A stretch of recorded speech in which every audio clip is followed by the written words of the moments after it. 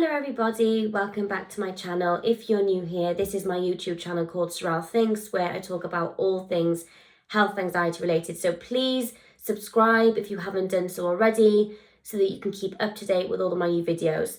And the topic that I really want to tackle today, which is a theme that comes up in my coaching so much, is how do we know when a symptom needs to be taken seriously, right? And I think we've all at some stage wondered this, because a big part of what I advocate for with my coaching is learning to sit with uncertainty, and with that comes waiting, right? So we know that with health anxiety, what often happens is that we're incredibly impulsive. We get a symptom and we act on it straight away, whether that be by Googling, perhaps taking ourselves to A&E, maybe booking a doctor's appointment. We just can't stand the uncertainty, so we act on it and we try and problem solve it there and then. And what I, talk about a lot is stopping that, right? So it's sitting with that uncertainty and not acting impulsively. But with that leaves this question mark over every symptom of, what if this time there really is something wrong with me, right?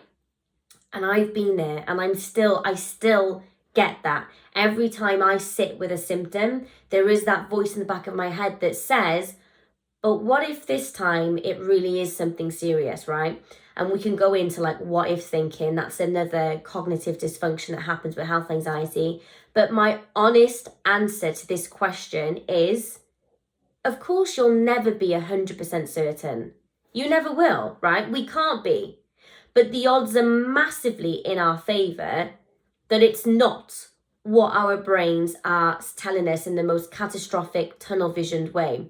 So for me, the reason why I choose to sit with uncertainty and choose to wait is because the other option, I'm not willing to do that anymore. Because the other option is, yes, I could be the safest person in the world. I could get every single symptom checked out in the moment. Every time I have something, I could book a private appointment, a scan. So I could feel as though I'm being very responsible, really being my own advocate, checking everything out and being doubly sure every single time, getting second, third, fourth opinions to be 1,000,000% that I'm okay. I could do that. But what kind of life is that? Do I want to live that life? No. It's a very cautious life, and it's a life where I'm focusing on my safety. But is it a life where I'm going to feel joy, happiness, peace? Probably not. Well, I know it wouldn't. That's what I did. I was that girl. I was the girl that would get every single thing checked, because what if it is going to kill me this time? What if it is cancer this time? What if it really is a brain hemorrhage this time? So letting go of that wasn't an easy thing for me to do, but I decided that I value my peace more, right? I value my peace more than my well-being. And think about what I'm saying, because it's a big thing that I'm saying there. I'm ultimately saying that I'm willing to risk my life for my peace. Because for me, living in that state of health anxiety got so bad that I didn't want to do it anymore. So I started to value my peace more than my well-being. And that means that I will now choose to sit with uncertainty. And of course, there always is going to be that low-level risk that something really is wrong. But it's a risk that I'm willing to take for my sanity, because I realized and recognized that I could not go on this way anymore. I couldn't constantly Google my symptoms anymore, or check anymore, or always seek reassurance, because it made me miserable, right? So it wasn't an easy thing for me. And like I said, I still struggle with it for sure. I get symptoms all the time.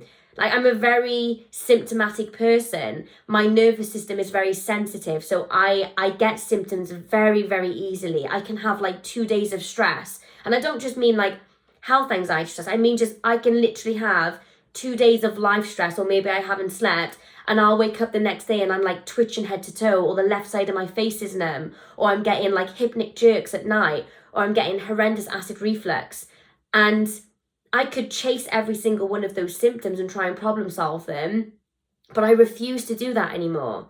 Now, there's a couple of non-negotiables, right? So I do use my common sense. So if, for example, I find a lump, like I'm going to get that checked straight away, except if it's a breast lump, because, you know, we know that breast lumps can be hormonal. So I do often, if I find an abnormality in my breast, I'll leave it 2 weeks because of my menstrual cycle and see if that resolves. And when I say lumps, I don't mean lymph nodes. If I find a pea-sized lymph node, I'm not panicking over that. So lumps would be a non-negotiable.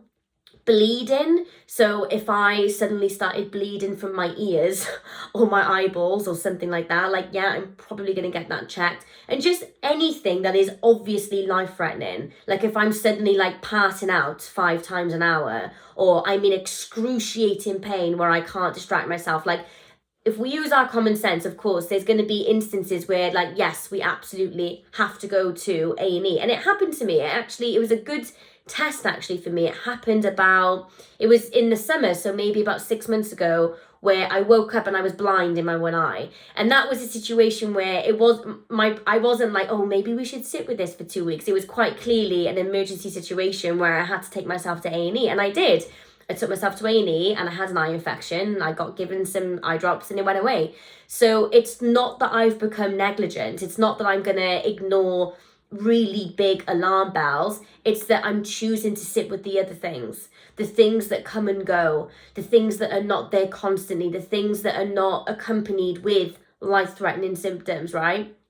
And there is always going to be that voice in the back of your mind that says, but what if this time, right? And I hear that. My brain does it to me probably most days. But it's a choice that I have made. I have decided to choose and put my peace and my sanity first, because I know what the other road looks like, and it's not a road that I want to go back down. And so there's been times where I've had to, through sheer willpower, force myself to sit with that uncertainty, because I really don't want to. I had a rash last week. I woke up and I had a rash all over my chest. And it was a weird looking rash, it wasn't hives. It wasn't something like I'd had before, like an allergic reaction. It was a really strange blotchy rash. I actually posted about it on my Instagram. And I said to you all on there that I was going to wait for 2 weeks. And I wasn't going to Google, of course, and I wasn't going to book an emergency dermatology appointment, because it was just a rash and it wasn't accompanied by anything else. And if I had gone to the doctor probably almost definitely would have said, come back in 2 weeks and we'll see if it's still there. And I left it. And did I want to leave it? No, of course I didn't. My natural problem-solving brain absolutely wanted to figure it out. But I did. I sat with it and it went away on like day 6. So the answer to that question is, we'll never be 1,000,000% sure.